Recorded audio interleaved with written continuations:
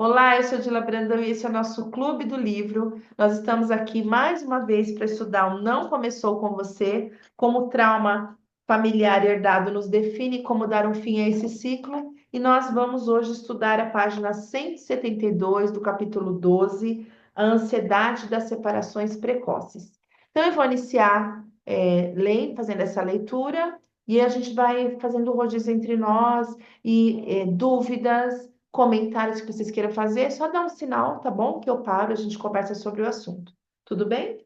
A ansiedade das separações precoces. Jennifer tinha 2 anos de idade na noite em que os homens apareceram na porta da sua casa. Ela ouviu a mãe arfar e a observou desabar no chão.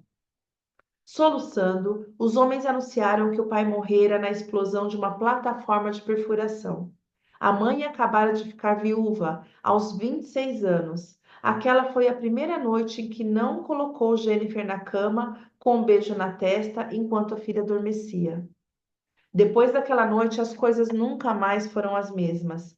Jennifer e seu irmão de 4 anos foram levados para a casa da tia por algumas semanas, pois a mãe estava em estado de choque emocional. Durante esse tempo, ela visitava as crianças.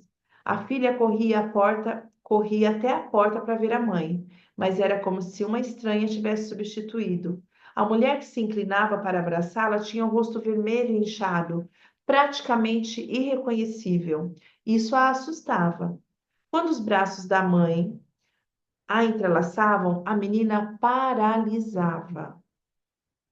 Queria contar o quanto estava assustada, mas aos 2 anos já compreendia que a mãe estava diferente. Parecia frágil e tinha pouco a oferecer. Demoraria anos até que Jennifer descortinasse essas memórias. Aos 26 anos, ela teve seu primeiro ataque de pânico. Estava no metrô voltando para casa após fazer a apresentação bem-sucedida para a equipe de gestão do trabalho. De repente, sua visão ficou turva. Era como se estivesse olhando para trás de uma cachoeira. Seus ouvidos tamparam e ela começou a sentir tontura e medo. As sensações eram tão estranhas que Jennifer pensou que estava tendo um derrame. Viu-se paralisada, incapaz de pedir ajuda. O segundo ataque começou na semana seguinte, antes de outra apresentação no trabalho. O terceiro ocorreu enquanto ela fazia compras. No final daquele mês, eles já eram cotidianos. Se pudesse ouvir sua própria linguagem central, Jennifer teria descoberto sentenças como: não superei isso, perdi tudo, estou sozinha, fracassei, eles me rejeitaram e eles não vão me querer mais. Acessar os medos era um meio caminho andado. Jennifer se lembrou de uma época anterior, quando se sentia incapaz e paralisada. Embora fosse a próxima mãe, descreveu-a como frágil, sozinha, carente, gentil e amorosa. À medida que pronunciava as palavras, ela compreendia sua impotência como uma garotinha tentando amenizar o luto materno. Essa tarefa impossível para uma criança fez com que se sentisse sozinha, insegura e com medo de fracassar. Relacionar os ataques de pânico à infância permitiu que Jennifer identificasse a fonte da ansiedade. Sempre que a sensação de pânico emergia, ela conseguia neutralizá-la, lembrando-se de que era apenas sentimentos de uma garotinha assustada. Assim que identificou essa sensação interna, foi capaz de atenuar a ansiedade, além de aprender a aprofundar a respiração, enquanto mantinha o foco e a atenção nas sensações de ansiedade em seu peito. Jennifer descobriu as palavras que teriam acalmado quando criança. Ela respirava e dizia a si mesma: estou ao seu lado, vou cuidar de você. Nunca mais terá que ficar sozinha com esses sentimentos. Garanto que vão manter você segura. Quanto mais praticava, mais confiava na sua capacidade de se cuidar. Quero fazer uma pausa aqui, um comentário.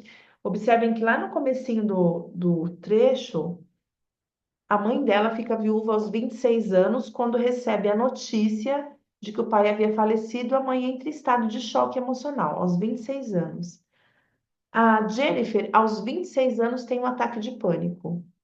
Qual é o procedimento que provavelmente os terapeutas que trataram ela orientaram?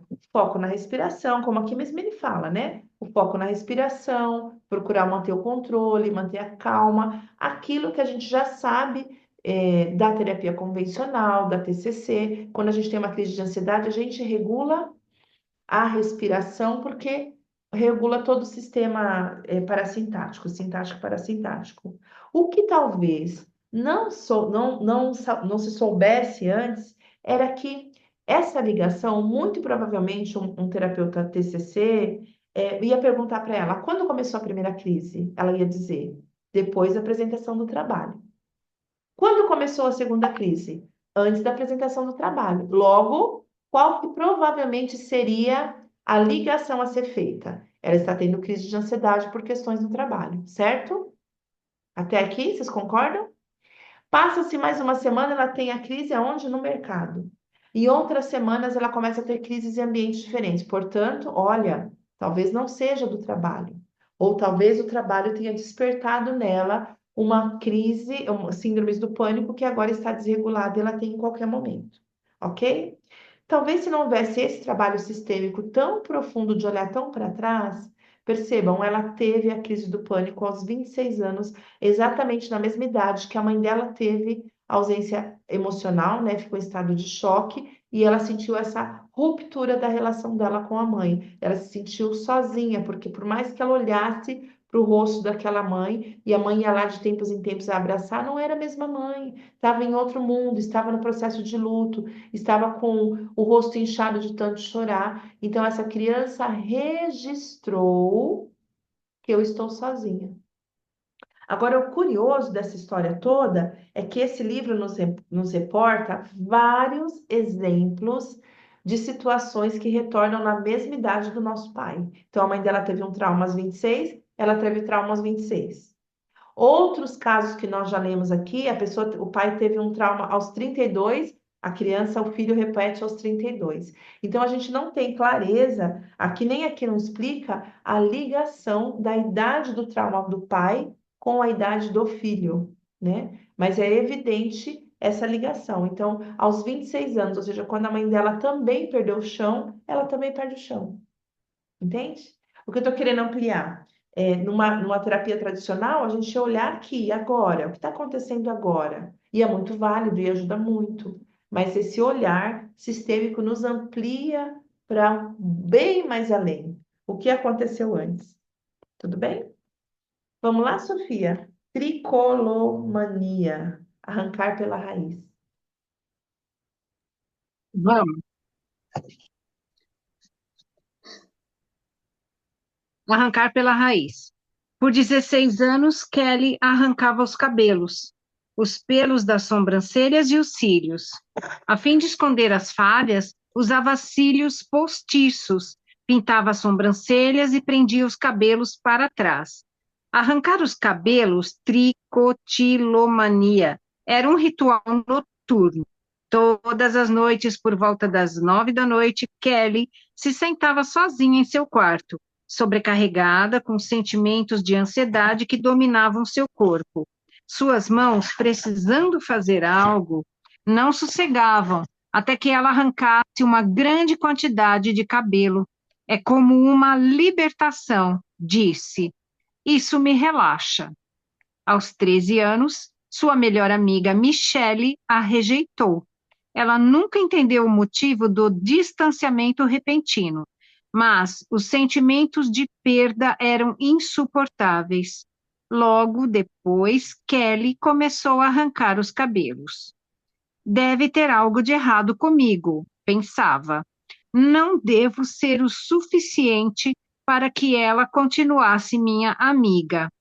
Como veremos, essas sentenças eram como placas de sinalização nas estradas de sua linguagem central, subjacentes à consciência, apenas esperando para serem descobertas, elas direcionariam Kelly a um evento ainda mais antigo e significativo, uma ruptura no vínculo materno. Quando tinha 1 ano e meio, ela fez uma cirurgia intestinal e ficou separada da mãe por 10 dias. Todas as noites, ao final do horário de visitas, aproximadamente 21 horas, a mãe a deixava para cuidar da filha recém-nascida e do filho mais velho em casa. É possível imaginar os sentimentos de ansiedade de Kelly deve ter sentido ao ser deixada sozinha pela mãe no quarto de hospital. Inconscientemente, esses sentimentos se manifestaram em sua tricotilomania. Todas as noites, mais ou menos às 21 horas, eles fervilhavam em seu corpo, até que ela encontrasse uma maneira alternativa de controlá-los, literalmente arrancando-os pela raiz. O pior medo de Kelly, expresso em sua sentença central, revelou a origem do trauma. A pior coisa que pode acontecer comigo é ficar sozinha, ser abandonada e enlouquecer. Sentença central de Kelly: ficar sozinha, ser abandonada e enlouquecer. Aos 13 anos, ela reviveu esses sentimentos. Michelle e Kelly eram inseparáveis, até que, de repente, a amiga se afastou para se juntar às meninas populares, que passaram a menosprezá-la. Kelly se sentia abandonada, rejeitada e desprezada. A partir de uma perspectiva mais ampla, essa experiência pode ser considerada uma oportunidade perdida de cura maior, que direcionaria Kelly ao trauma mais profundo e significativo de ter sido deixada no hospital pela mãe. Entretanto, poucas pessoas, ao confrontarem suas dificuldades, as utilizam como placas de sinalização. Em vez disso, elas se concentram em aliviar o sofrimento e raramente buscam a origem. Ao reconhecermos a sabedoria da linguagem central, os sintomas do sofrimento podem se tornar nosso maior aliado. Muito bom, Continua? Sofia. Não, vamos fazer uma pausa aqui para os comentários. Olha só, a gente não costuma considerar os traumas que acontecem antes do nascimento, na barriga, e pós-nascimento. É muito comum os bebês que ficam na incubadora se sentirem sozinhos. E eu conto isso para vocês por experiência própria do que eu tenho aqui na minha casa. Minha filha ficou 1 ano, 1 mês na incubadora e ela sempre, recorrentemente, traz esse sentimento. E eu observo crianças na escola também que eu atendo. O que que aconteceu nessa história que ele conta? A Kelly, né? Kelly, que é o nome dela? A Kelly, É, ela não é que a mãe dela abandonou. Quando ela teve 1 ano e meio que ela precisou ficar internada, a mãe dela tinha outros filhos para cuidar, então não é intencional, né? Muitas vezes os filhos não conseguem, eles não têm a compreensão do todo, e qual é a sensação que eles guardam? Minha mãe não está aqui. E foi a sensação que ela guardou. A minha mãe não está aqui, eu estou sozinha, eu estou abandonada. Um bebezinho de 1 ano e meio já tem a capacidade suficiente de perceber que a mãe não está ali, a ausência da mãe. Então a mãe ia para casa para cuidar dos outros bebês e ela se sentia abandonada, ansiosa por saudade dessa mãe. Isso aconteceu 1 ano e meio. Quando aos 13 anos de idade ela tem uma ruptura com um laço que era um laço afetivo dela, que era a relação com a amiga, e a amiga deixa ela para ir para o grupo das amigas mais populares, acende um gatilho sobre o primeiro trauma dela, que é ser deixada pela mãe. E aí ela já como adolescente, ela já tem força nas mãos, ela começa a fazer o quê? É o gatilho dela puxar o cabelo, arrancar o cabelo. Entende? Então, assim, mais uma vez colocando, não é usual os- todos os profissionais que a gente atende levar que nos atende, levar em consideração essa fase, essa história do nascimento e logo após o nascimento, as sensações que o bebê registrou, porque na verdade a crise de ansiedade dela dos 13 anos, ela está revivendo a dor da solidão de 1 ano e meio, né? E experiência minha, já aconteceu comigo. Eu mesma querer contar para os terapeutas do meu filho, da minha filha, olha, ela ficou na incubadora, ela ficou 30 dias na incubadora. Eu só pude pegar ela no colo no sétimo dia. Eu conto tudo isso para eles, mas parece que não, eles não querem ouvir. E não é nem, não é crítica, não, tá? É porque a formação não trazia isso. A formação né, do tempo de nascimento para frente, ou leva muito pouco, ou em algumas escolas que ensinam um pouco mais sobre olhar essa questão da vida intrauterina, né, e logo após o nascimento, mas a gente percebe sistemicamente aqui que, na verdade, o que acontece na nossa vida e as sensações que acontecem na nossa vida são repetições daquilo que nós vivenciamos na vida intrauterina e especialmente na primeira infância. Eu sempre falo, até amor interrompido, exatamente, só amor em processo de amor interrompido aí.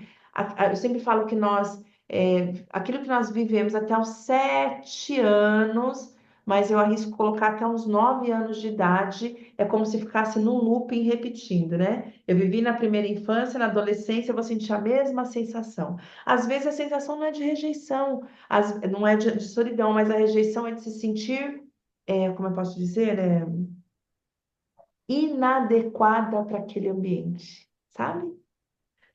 Me sinto inadequada, parece que eu não consigo me aproximar de ninguém. Mas muitas vezes, ou muitas das sensações que nós repetimos, eu não estou dizendo da situação em si, eu estou dizendo da situação. Por quê? A sensação, as situações que acontecem ao longo da nossa vida são gatilhos que nos levam às sensações que nós vivemos, que nós vivíamos. Então, se sentir rejeitada, se sentir abandonada, às vezes não ser ouvida, são memórias que vão se repetindo ao longo da nossa vida pela sensação que nós registramos lá na primeira fase da nossa vida, que eu, Dila, costumo dizer que vai entre os 9 anos de idade. Isso é mais ou menos o que eu tenho percebido de experiência através da constelação, e eu trabalho com criança, então eu observo muito isso, né? Trabalho com criança na escola, convivo com criança na escola, é a fase que eles mais estão transparentes, sabe? Registram tudo, que eles registram tudo. Depois dos 9 anos, eu vou entrar um pouco na psicologia,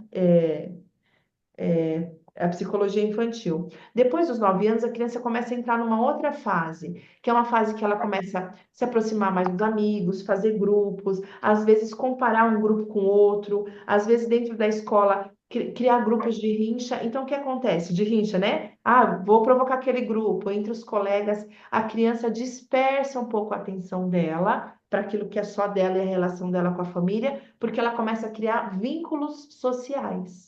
Então, eu posso contar isso para vocês por uma experiência assim, muito real, né? A escola que eu trabalho há 15 anos na direção dessa escola. 13 anos, essa escola foi basicamente educação infantil. Então, sim, eu convivia com os bebês, né? Conversava, atendia mães dos bebês, acompanhava aquele processo. Desde os bebezinhos de 4 meses já entrava na minha escola. A primeira infância. Agora, a minha escola teve uma transformação. Ela foi para ensino fundamental. Então, a gente atende agora crianças até 10 anos de idade, 10, 11 anos de idade. É nítido, gente, a transformação, eu tenho observado isso de perto, das crianças entre 7 e 8 para 9 10, né? Justamente porque eles saem desse momento. O núcleo, né? A minha família, a minha mãe, o meu papai, a minha vovó, a criança precisa muito dessa proteção. Quando ela começa a se sentir um pouco maior, um pouco mais independente e começa a ter movimentos, interação social maior e criar núcleos sociais maiores, até dentro da escola mesmo. Não é mais um grupão, a sala toda, são as panelinhas, né? É a minha panelinha, aí começa a minha panelinha com a outra panelinha, porque ela começa a se fortalecer socialmente. Não é que nesse momento que a gente começa a se fortalecer socialmente, a gente não vai registrar traumas, não é isso. A gente vai registrar também, mas o que eu quero dizer para vocês, que entre o nascimento, a vida intrauterina, o nascimento, os 7 anos até os 9 anos, mais ou menos, a criança está muito voltada para a sua relação com a sua mãe, com o seu pai ou com a sua família de origem, que é o micro, né? Onde a gente nasce, porque a gente está no micro, família de origem, depois a gente vai para o macro, para o social, e a gente vai ampliando. Então, quando a criança começa a fazer outras ligações, ela está conectada com a sua família, mas ela está um pouco mais interessada no que é conviver em sociedade com outras pessoas. Então, talvez, esse é um entendimento meu, tá? Pela minha experiência de vida, minha experiência profissional. Talvez ela não esteja assim tão transparente para receber o impacto do que o sistema familiar traz, porque ela está com a mente dela dividida. Metade estou na família, metade estou interessada na vida social, né? Quando a gente fala dos bebês pequenos, especialmente nessa fase da Kelly, 1 ano e meio, o bebê é 100% a mãe. Não vou nem dizer que é 100% os pais, é a mãe mesmo, é uma conexão profunda com a mãe. Ainda mais se o bebê ainda se é amamentado, uma conexão profunda com a mãe. Por isso que a Kelly, o exemplo aqui, ela repete aos 13 anos, quando ela tem um outro trauma de abandono, a sensação de abandono que ela teve com a mãe. Porque lá naquele primeiro. E percebam, gente, nas constelações que a gente faz, a maior parte dos traumas que são repetidos na vida adulta vieram nessa primeira fase. É muito comum. A pessoa tem medo de falar em público. Ah, porque minha professora gritou comigo porque eu não sabia falar. Você vai olhar que idade você tinha, 8, 9. É muito comum, né? Acontece traumas em outras fases? Acontece, mas é muito comum até os 9 anos de idade. Tudo bem? Uhum. Eu vou ler o trechinho da metáfora, tá bom? A metáfora da tricotilomania de Kelly. A linguagem central revelou o quanto Kelly tinha medo de ficar sozinha. Na verdade, ela começou a arrancar os cabelos, a expressão não verbal da linguagem central, logo depois que Michelle se afastou.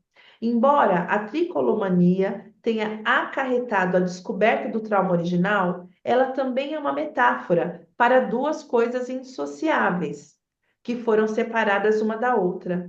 Kelly tira o cabelo do folículo que a sustentava, a imagem semelhante à de um bebê quando é separado da mãe, ou seja, não basta ela quebrar o cabelo, ela puxar, ela tem que sentir que soltou a raiz do cabelo. É como se ela sentisse: a minha mãe me deixa no hospital e ela vai embora. Aquela dor do bebezinho, ela reproduz na dor quando ela faz isso com ela, quando o gatilho é acionado, né? Qual é o gatilho? Vou ficar sozinha, né? Esse é o mesmo gatilho.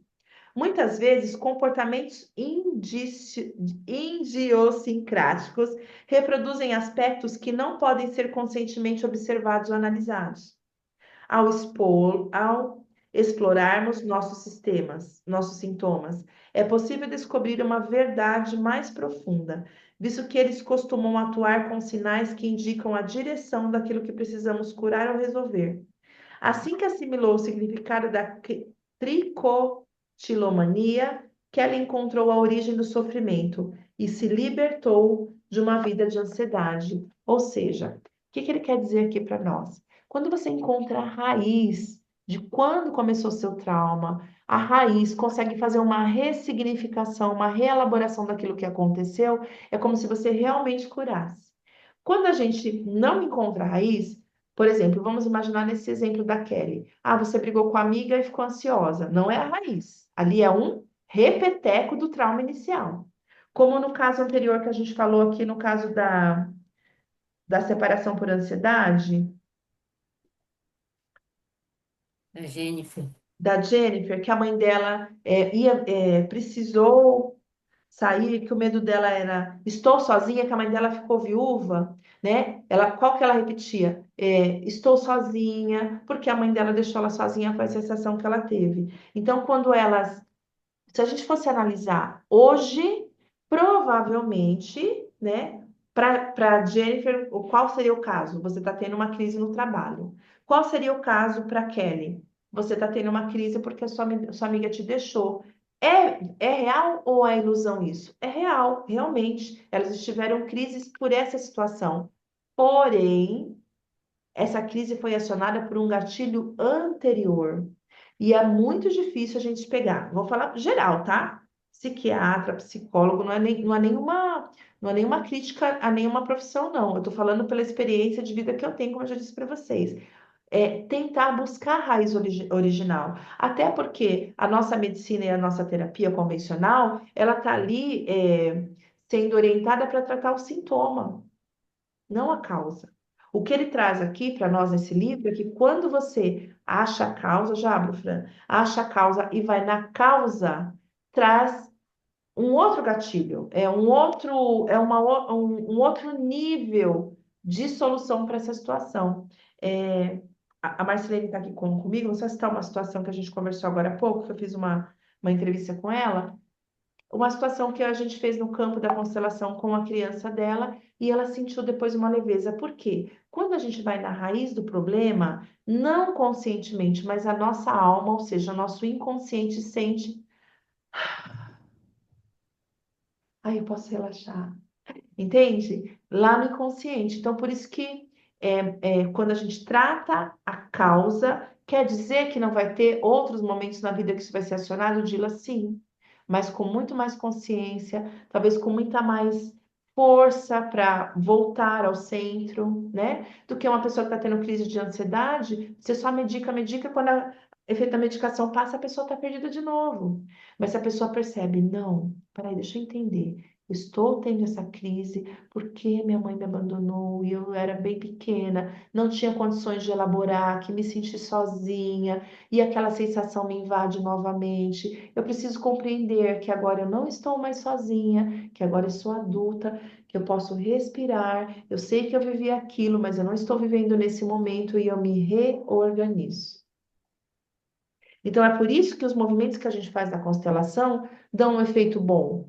Eu não estou dizendo mais uma vez que é melhor ou pior, não é isso, tá? Eu estou querendo explicar a diferença entre as formas terapêuticas. Então, na constelação, essa pessoa fala, nossa, mas me deu uma leveza. Nossa, mas não sei o que que mudou. Mudou porque você olhou para a raiz. É isso, né? A gente vai na raiz, todas as outras coisas que vêm como paliativo, elas vêm somar. Então, se olhando na constelação, um trauma e precisa ainda tomar uma medicação, tá? Um acompanhamento médico, eles vão somar, mas aos poucos a tendência é aquilo ali se diluindo, porque eu não preciso mais mascarar, eu sei a origem e eu me trabalho com a origem. Compreendeu? Ficou claro, gente? Eu falo demais, né?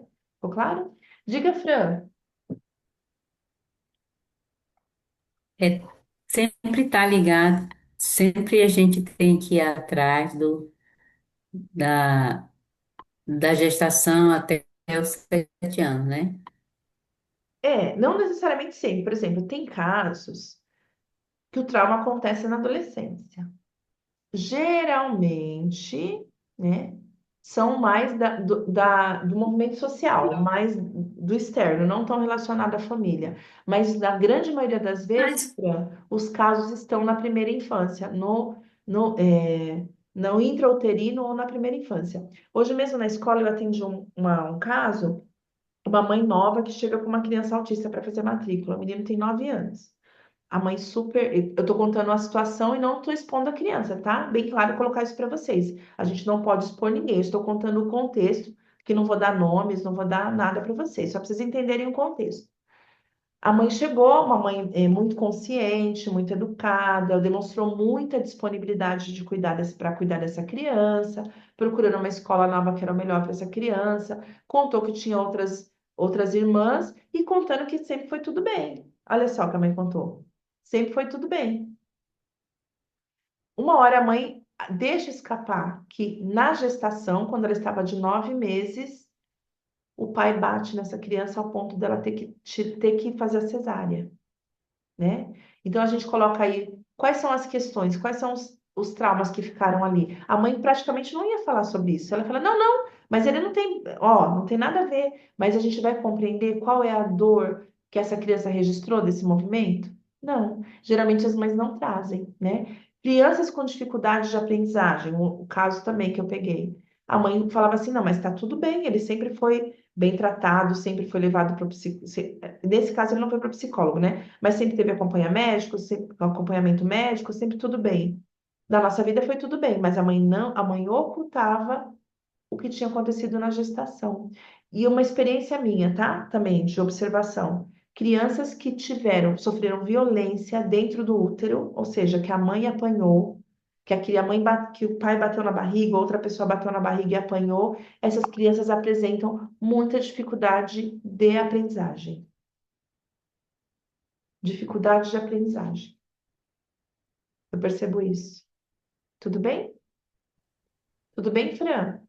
Falando disso, vou contar uma coisa para vocês. A minha mãe, a gente vai falando e vai fazendo as conexões, né? Vocês sabem aí que eu estou em investigação de TDAH, que eu viro e mexe, troco as coisas, mandei o link errado, não conferi o link errado.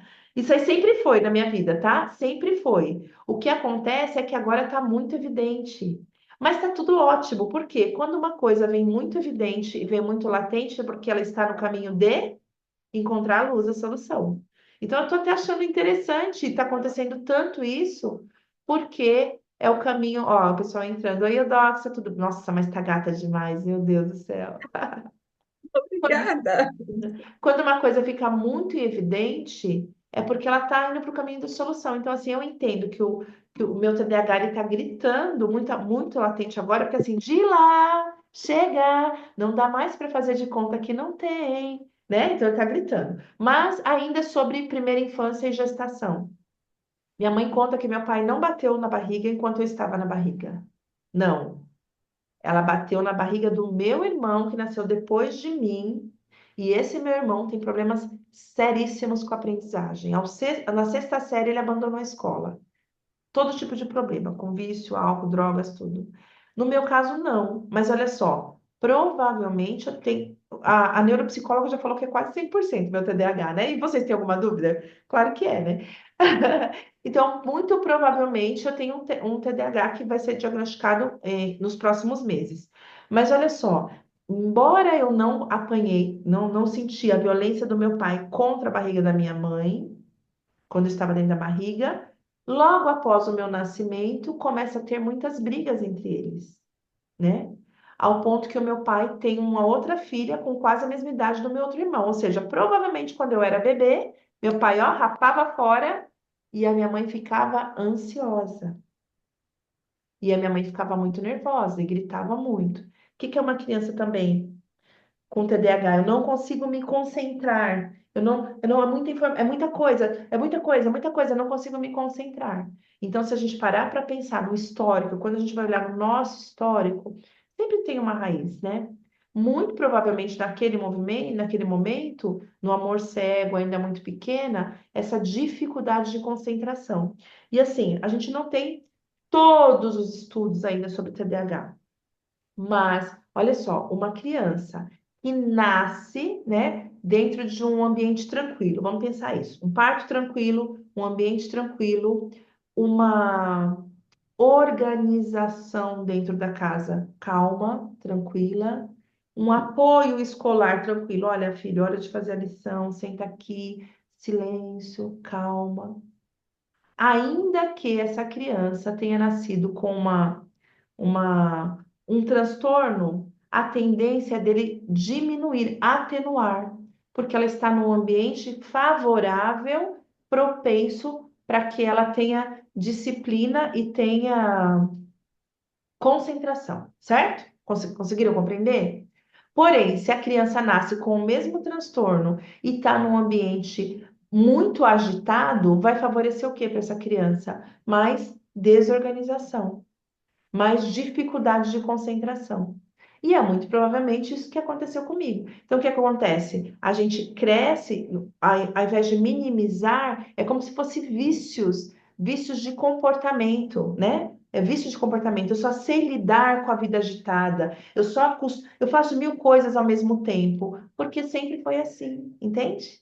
Então, assim, a forma como a gente educa, nós recebemos informações da vida intrauterina pós-nascimento e da educação, especialmente da educação na primeira infância. Então, mesmo, vamos imaginar o meu caso, mesmo que eu tivesse nascido com alguma disfunção, um ambiente calmo e tranquilo vai ajudar a me organizar mentalmente e talvez eu ia entrando no estado de organização e não precisasse ter tantos desencontros, porque eu estava acostumada a isso. Entende? Ficou claro para vocês até aqui? Tudo bem? O que a gente percebe aqui, no que a gente leu até agora, é que é recorrente a sensação. Então, por exemplo, um gatilho para mim, né? Tô dando meu exemplo. Quando eu tenho muitas coisas para fazer, que nem hoje, eu tinha o link para fazer da entrevista, o link de vocês, estava na escola, aquela correria toda, eu fiz o link rapidinho para mandar para um, mandei errado sem perceber. Por quê? Por que que eu fiz isso? Se a gente parar para pensar lá na raiz da situação, lá na primeira infância, eu vivia num ambiente tranquilo ou conturbado? conturbado. Então, para mim, fazer tudo assim meio rápido, é como se estar com muitas coisas para fazer me acionasse um gatilho daquilo que eu já vivi. Entende?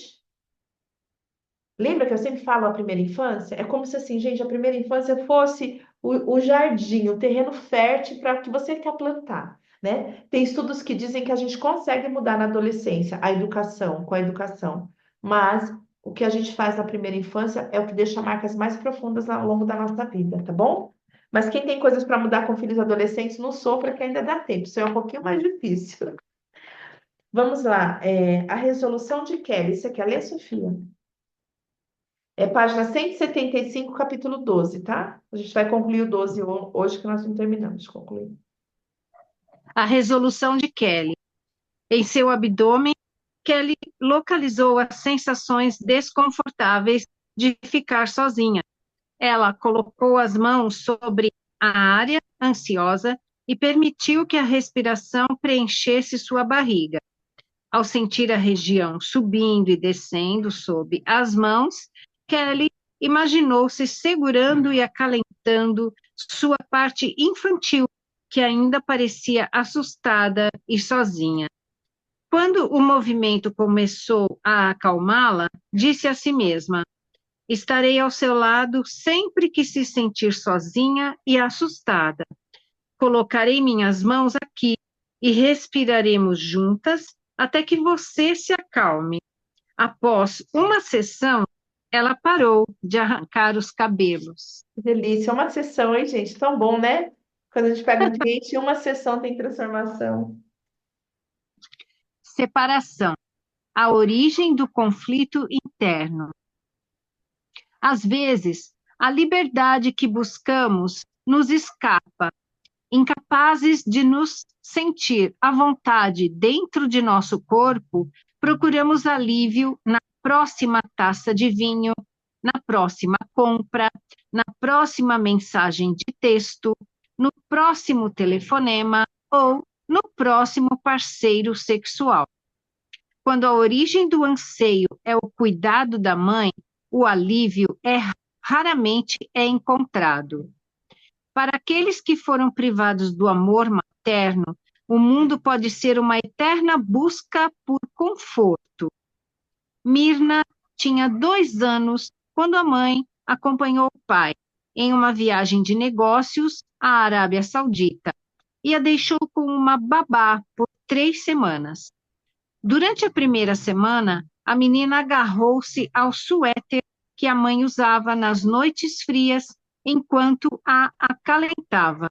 Consolada pela sensação e pelo cheiro familiares, ela se enrolava em volta dele e se ninava para dormir. Na segunda semana, recusou-se pegar o suéter quando a babá o ofereceu. Em vez disso, virou-se chorando e chupou o polegar para adormecer. Após 3 semanas longe, a mãe entrou pela porta, ansiosa para abraçar a filha. Ela esperava que Mirna corresse para seus braços, como sempre fazia, mas não foi o que aconteceu. A menina mal tirou os olhos das bonecas. Surpresa e confusa, a mãe não pôde deixar de perceber a sensação do próprio corpo se contraindo pelos sentimentos de rejeição. Nos dias seguintes, ela racionalizou a experiência, dizendo a si mesma que a filha estava se tornando uma criança muito independente. Sem saber a importância de restaurar o vínculo frágil, a mãe perdeu de vista a vulnerabilidade da filha, mantendo-se um pouco distante, o que aprofundou os sentimentos de solidão de Mirna. A distância se alastrou por suas experiências de vida, prejudicando a capacidade de se sentir segura e protegida em relacionamentos futuros. Sentimentos de abandono e frustração se manifestaram na linguagem central. Não me deixe, eles nunca voltarão. Ficarei sozinha, sou indesejada. Eles não entendem quem sou. Sou invisível e incompreendida. Para Mirna, se apaixonar era um campo minado de imprevisibilidade. A vulnerabilidade de precisar de outra pessoa era tão aterrorizante que sempre que dava um passo em direção ao seu desejo, ela encontrava um nível mais profundo de seu medo. Incapaz de relacionar o conflito à infância, Mirna encontrou defeitos em todos os homens que tentaram amá-la, muitas vezes deixando-os antes que pudessem abandoná-la. Aos 30 anos, esquivou-se de 3 possíveis casamentos. O conflito interno de Mirna também acometeu sua carreira. Cada vez que aceitava um novo cargo, ficava cheia de dúvidas, temendo um desastre inevitável. Algo daria terrivelmente errado. Eles não gostariam dela, ela não seria o suficiente. Eles se distanciariam, ela não confiaria neles. Eles a trairiam. Esses eram os mesmos sentimentos tácitos que Mirna tinha por um parceiro, semelhantes aos que nunca resolvera com a mãe. Muitas pessoas têm conflitos semelhantes aos de Mirna e não conseguem identificar a origem. A importância do vínculo inicial com a mãe não pode ser subestimada. Ao chegarmos neste mundo, ela é nosso primeiro relacionamento, nosso primeiro amor. A conexão ou falta de conexão materna estabelece um blueprint essencial para a vida. Compreender o que aconteceu na nossa infância pode descortinar um dos motivos ocultos do imenso sofrimento em nossas relações. Muito bom, Continua? Sofia. Aqui ele já resume tudo bem, né, gente? Bem claro, o que eu tinha trazido para vocês, o que eu tinha dado exemplos da minha forma de explicar, mas ele deixou bem claro, especialmente a nossa relação com a mãe. Na sistêmica a gente diz assim, ó, aquilo que você não encontrou na relação com a sua mãe, você vai procurar ao longo da sua existência, na vã tentativa de encontrá-la, mas nada vai suprir. Então, assim, vícios de compra, vícios de qualquer tipo de vício, todo vício esconde uma ausência. Às vezes a gente tem vício que é comprar todas as bolsas que vê, ou todo sapato que vê, como se algo fosse preencher, algo tivesse faltando. Aqui mesmo ele fala, quando falta algo na relação com a mãe, é muito difícil de preencher depois. E sempre a gente vai ter uma sensação de ausência, de falta. Ele deixa muito claro na última parte, eu já tinha feito para vocês também uma boa introdução, né? E compreender o que aconteceu na nossa infância pode descortinar os motivos ocultos do imenso sofrimento nas nossas relações. Às vezes o problema não é nem o parceiro, mas é tão fácil para a gente olhar para o outro e achar defeito. Muitas vezes o problema pode estar naquilo que nós buscamos, mas não conseguimos encontrar, que é a nossa mãe, né? Bom, aqui a gente não está fazendo movimento sistêmico, a gente está fazendo estudo, né? Porque se a gente for entrar nesse campo de movimento sistêmico, vocês vão perceber o quanto ela é forte e o quanto a gente reproduz, né? Essa, essa sensação muito forte e aquilo que eu digo, quanto menores éramos, mais forte registramos as sensações. Então, um bebezinho que teve um movimento de amor interrompido com a mãe, ou seja, a mãe se afastou, como os exemplos que a gente está vendo aqui, ele não tinha consciência. Parece que sempre vai ter gatilhos para reproduzir aquela sensação de abandono. Quanto menor, é mais difícil voltar e reelaborar. Parece que quanto menor a gente é, mais forte o trauma que a gente viveu reproduz. Se você teve esse trauma com 10, 12 e você consegue se lembrar de onde surgiu, talvez com muita reflexão e com muita ajuda você consegue transmutar ele, ressignificar. Mas bebezinho é muito difícil, né? Aí eu não consigo imaginar outra forma de ressignificar um trauma de bebê, a não ser pela constelação. Talvez pela hipnose também. Não conheço muito bem a hipnose, mas acho que a Denise deve conhecer bem, né? A Denise também trabalha com isso. Acho que a hipnose nos ajuda sim a voltar lá, mas eu não consigo imaginar outros recursos. Você consegue, Denise? Você trabalha com uma hipnose especial, não é? Não, eu estudei, não trabalho não, porque a minha história está aí, tá aí. Meu marido ficou sem pai, morreu, ele tinha 2 anos e pouco. O irmão tinha 8 meses. Só que a família do pai era português, da terrinha. Não deixaram a mãe ficar com os filhos. Então, além da perda do pai, perdeu a mãe. A mãe tinha 21 anos só, o pai tinha 23. Aí, eu acho, quando vocês estão fazendo e todos os meus estudos que eu já fiz, eu só estou com ele há 50 anos porque eu compreendo essa.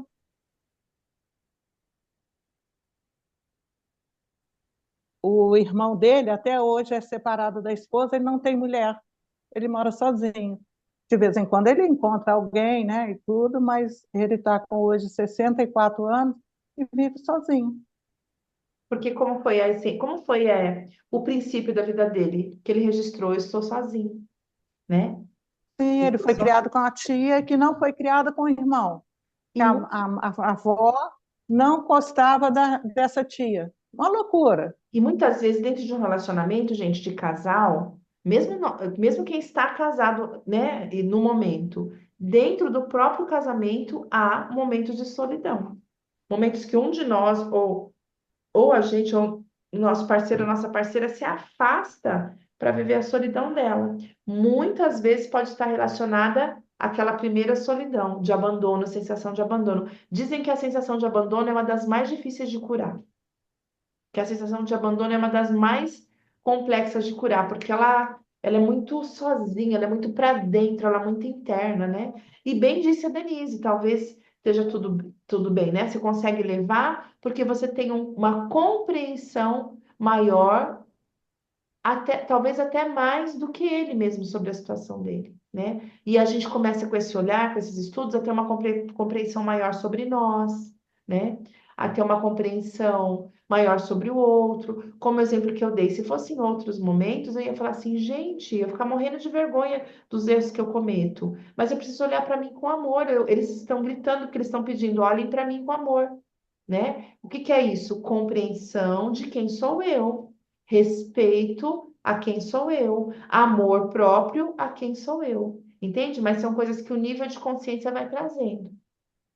Muito bem, Denise.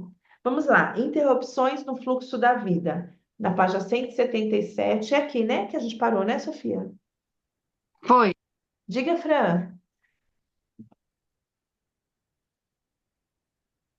Você abre o microfone, você Eu quer ia falar? ler. Ah, então lê, meu amor. Ó, interrupções no fluxo da vida, página 177, tá bom? Primeira imagem de quem somos, interrupções, interrupções do fluxo da vida.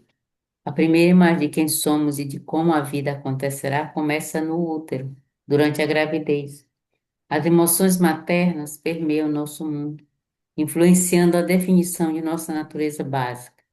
Calma ou agitada, receptiva ou desafiadora, resiliente ou inflexível.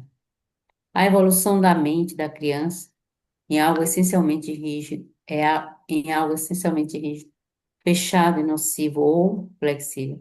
Fluido e aberto depende muito das emoções e dos pensamentos da mãe, serem negativos ou ambivalentes, ou positivos e reforçadores. Explica Thomas Verne. É evidente que dúvidas e incertezas ocasionais não prejudicarão a criança, pois são sentimentos naturais e inofensíveis. O que deve ser considerado é o padrão de comportamento contínuo e definido. Quando a experiência inicial com a mãe é interrompida por uma ruptura significativa do vínculo, fragmentos da dor e vazio podem destruir o bem-estar e acarretar uma desconexão do essencial fluxo da vida, do essencial fluxo da vida. Se a relação entre mãe e filho ou cuidador e criança permanece rompida, vazia ou carregada de indiferença, o fluxo de imagem negativa pode manter a criança em um padrão de frustração e insegurança. Em casos extremos, quando as imagens negativas são contínuas e implacáveis, a frustração, a raiva, o torpor e a sensibilidade podem emergir. Só um pouquinho, Fran, você já continua aqui. Só fazer um comentário com vocês que eu senti, né? Se a mãe é indiferente, a criança sente o vazio, certo? E se a mãe está no telefone celular o dia inteiro, como a criança sente? E se a mãe dá o telefone para a criança, tó, aí tem coisa para fazer, tó. Existe conexão? E aí a gente está vivenciando hoje uma era de, acho que nunca houve na história de ansiedade na adolescência gravíssima, gravíssima. Estou com um caso seríssimo na escola de síndrome do pânico. E aí investigando, a gente está acreditando, tudo leva a que a criança está com abstinência do celular na hora que está na escola, porque é a hora que dá as crises. Então, assim, aí é falta de conexão, né, de sentimento, de olho no olho, porque o ser humano ele se conecta com o olho no olho, com o gesto, com o cheiro, né? Nós somos sensoriais, aí dá um negocinho desse para nós. E a criança fica só assim, ela não pensa, ela não interage, né? Ela tá, às vezes está rindo do vídeo, mas ela não está interagindo, tendo uma troca. Ela só está recebendo. E aí nós temos crianças e adolescentes, essa geração que está ficando adolescente agora, é a geração que foi criada com celular. E aí a gente está vendo os efeitos disso, né? Sem contar os traumas de relacionamento que a gente já está falando aqui. Mas é só dando um exemplo também de movimento de amor interrompido. É uma criança que é criada no celular, né? Que a mãe dá o celular, ou que a mãe só fica no celular, tem fluxo de relacionamento entre eles? Não. É um fluxo de amor interrompido, não tem relação, né? Isso, como ele diz aqui, não é uma coisa que a gente está dizendo de uma vez ou outra, tá? Do mesmo jeito que uma raiva ou outra que a mãe passou na gestação não vai marcar a vida afetiva dessa criança, mas eu quero dizer assim, tudo aquilo que é muito recorrente e muito longo prazo deixa marcas profundas, né? Então não é que você vai deixar o celular um dia que vai deixar essa marca na criança, mas é todo dia, muitas horas. Não é porque você foi brava uma vez que você vai deixar um trauma no teu filho. Não é porque você foi incisiva uma vez, não. Ele está dizendo que pensamentos recorrentes da mãe durante a gestação, comportamentos recorrentes, tudo aquilo que é muito recorrente, deixam marcas profundas, ok? Pode continuar, Fran. Esse perfil, Esse perfil é comumente associado ao comportamento sociopatas e psicopatas. No livro Schindler, deve ser sei, Reich-Risk. É The Children Wank a Conscience. Deve ser a consciência da criança, pela você tradução, né? Sem tem publicação. publicação no Brasil, e Dr. Ken Megit e Controle e Carole Isso. e Kelvin afirmam: todos nós temos certo grau de raiva, mas a dos psicopatas é aquela que provém da necessidade não satisfeitas na infância. Eles descrevem a dor incompreensível da criança como resultado de um abandono, uma ruptura precoce do vínculo. Psicopatas e sociopatas estão na extremidade de uma ampla gama de interrupções severas no vínculo. Esses casos extremos refletem o quão essencial é o papel da mãe ou do cuidador na formação da compaixão, da empatia e do respeito da criança por si mesma, pelos outros e pela vida. No entanto, a maioria das pessoas que sofreu uma ruptura no vínculo materno recebeu o suficiente do que necessitava, mesmo com as lacunas. Seria ilusório esperar que uma mãe estivesse perfeitamente sintonizada com seu filho 100% no tempo. As interrupções na sintonia são inevitáveis. Quando acontece, o processo de reparo pode ser uma experiência positiva de crescimento, dando à mãe e ao filho a oportunidade de aprender a lidar com breves momentos de angústia e depois procurar um ao outro para se reconectar. O mais importante é que o reparo aconteça.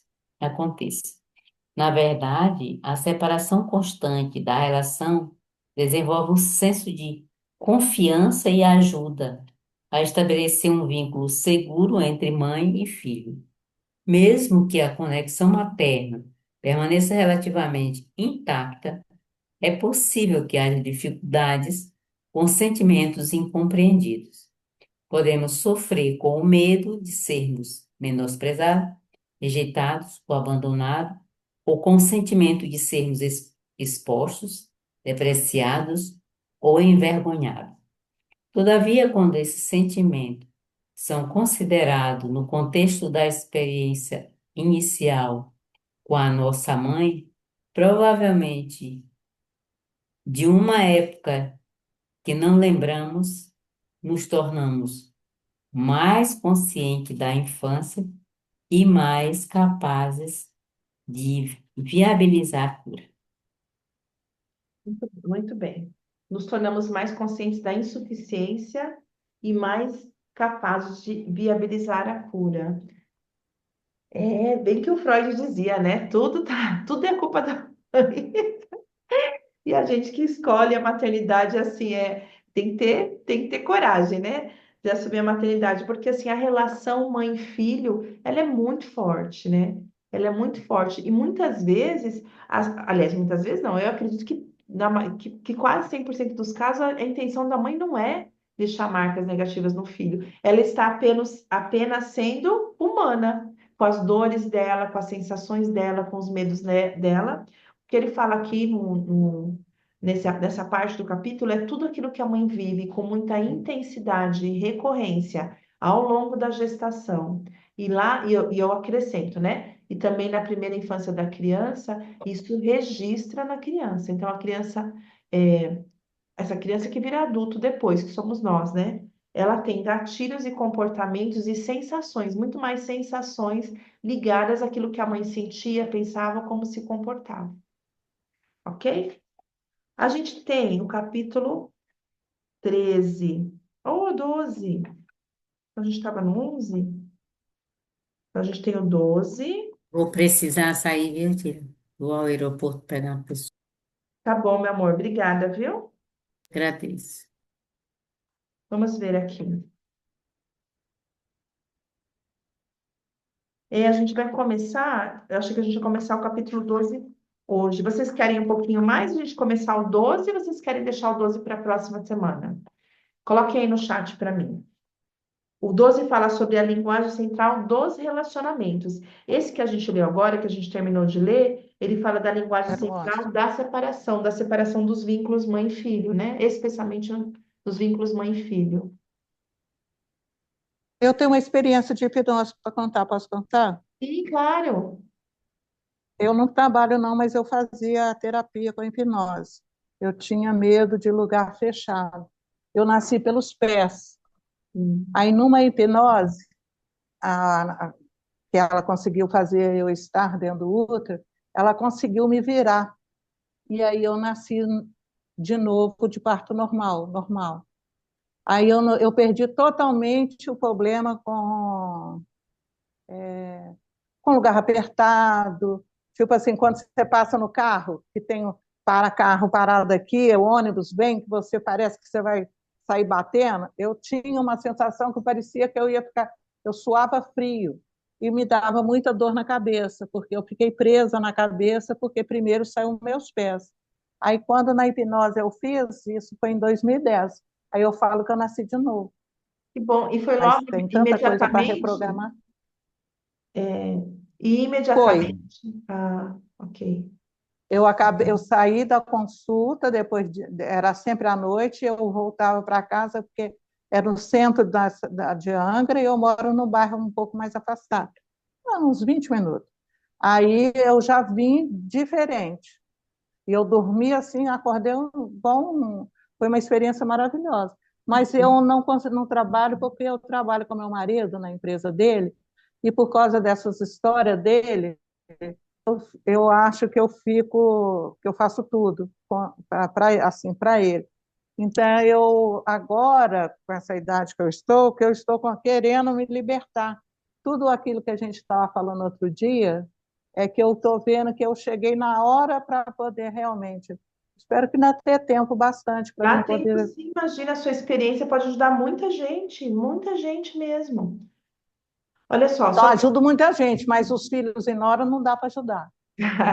Mas aí eles procurem os profissionais deles, né? Santo de casa não Com faz certeza. milagre, né?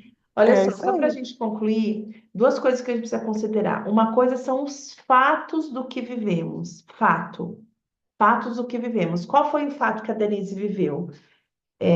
Fiquei presa, nasci pelos pés, fiquei com a cabeça presa dentro do útero. Esse é o fato, certo? Qual o significado que ela teve? Desespero. Então, todas as vezes que ela tem um gatilho, né, lugar fechado, ambiente apertado, ela não ia, até então, antes da hipnose, ela não ia para o fato, ela ia para o significado, porque ela não compreendia o fato, ela não sabia o fato, muitas vezes não sabia, ou às vezes até sabia, mas não tinha trabalhado o suficiente nele, não estou dizendo o seu caso. Outros casos, às vezes a pessoa até sabe, mas não trabalhou com a profundidade necessária para transformar. Então, o fato é, fiquei presa pela cabeça, então o que que aconteceu? Era a sensação que ela tinha em outros momentos, entende? De estar apertada. O significado que ela deu, que é o de estar presa, apertada, mudou quando ela descobre o fato real. Então, o terapeuta que a conduziu, o hipnólogo que a conduziu, foi mudando, à medida que ele foi fazendo a hipnose, colocando mudando a significação dela, o fato dela, isso mudou o fato que ela nasceu pelos pés, ela ter feito hipnose? Não, ela nasceu pelos pés. Né? No dia do nascimento dela, ela nasceu pelos pés. Mas mudou o significado que ela deu. Provavelmente ali ele foi dizendo palavras assim: calma, mantenha calma, respira, mantenha o controle. Você vai sair, você vai sair, você saiu e você saiu bem. Então ele mudou o significado. O fato, e o que eu quero dizer para vocês, tanto na constelação quanto em outros trabalhos, a gente não vai mudar o fato. Ai, nasci assim. Quer ver um fato? Aconteceu um abuso, por exemplo. Você não vai mudar o fato, não tem nada que a gente faça que vai mudar aquele fato. A gente vai trabalhar no significado que a pessoa dá sobre aquilo que ela vivenciou. E aí, quando você trabalha muito bem o significado, que é o que aconteceu com a Denise, os gatilhos não são mais acionados. Você trabalhou o significado, você modificou. Então, ela saiu da sessão em 20 minutos, já não foi mais, já não sofreu mais o pânico de estar presa. Porque o significado foi muito bem moldado, foi muito bem construído, muito bem reelaborado, reconstruído. É isso que acontece muitas vezes no nosso trabalho e acontece na constelação. Vamos tirar uma fotinho nossa? Vamos? Eu Vamos posso lá? falar rapidinho? Pode, meu amor, pode sim. Quando você fala, eu vou pôr um E pouquinho de água. Vou também tirar eu essa tinha fotinho. pavor de ar-condicionado. Eu ficava sufocada, né? E aí, quando eu lembrei de que muitas pessoas morreram em câmaras de gás, né? Ou souberam de fatos desse tipo, acabou o meu pânico com o ar-condicionado. Então, assim, onde tiver o ar-condicionado, eu tô lá. Será que você tem algum ancestral que tenha vivenciado essa experiência? Né? Pode ter sido, Porque a gente né? percebe aqui nesse livro que os que foram mortos na câmara de gás, os descendentes de muito depois, têm muitas sensações de sufocamento. Era. E se desligasse a luz, que se fosse à noite, desligasse a luz, aí era pior, o ar, tipo que faltava em mim. Eu tinha que ligar a luz e sair do quarto imediatamente, porque senão, aí quando eu entrava num banco, numa coisa assim, eu já entrava querendo sair, porque eu ficava assim, ó, puxando o ar para eu conseguir respirar. Olha que carinha boa que a Ana tá, Ana, que legal. Vamos tirar uma fotinho.